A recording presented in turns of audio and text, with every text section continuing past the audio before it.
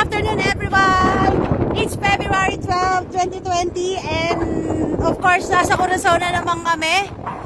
It's our time off after... How many hours tayo nagtrabaho?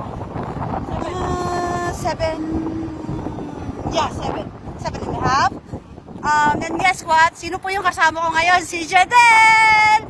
So, after ilan weeks na hindi ko siya kasama, si Naomi, siya naman yung working ngayon. So, hi, be! Sana lang, dati ko na sasabihin. Basta, sa susunod na Curaçao, if ever magiging off pa ako, sana magkasama na ulit tayong tatlo kasi malapit na umuwi yung ate nyo. So, andito po kami. Ayun po yung ship namin, Carnival Horizon.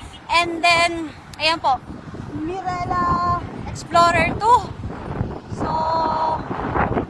dalawang ship lang siya. So, medyo nasa dulo kami. Malayo-layo yung lakad namin. Mainit pa. But anyway, ganda pa din, di ba? Isang smile pen. Oo, di ba? Hindi yan, be. Maliwanag yan. Maliwala ka sa akin. Mamaya, dadaan tayo dun sa security guard. Sisitahin na naman tayo.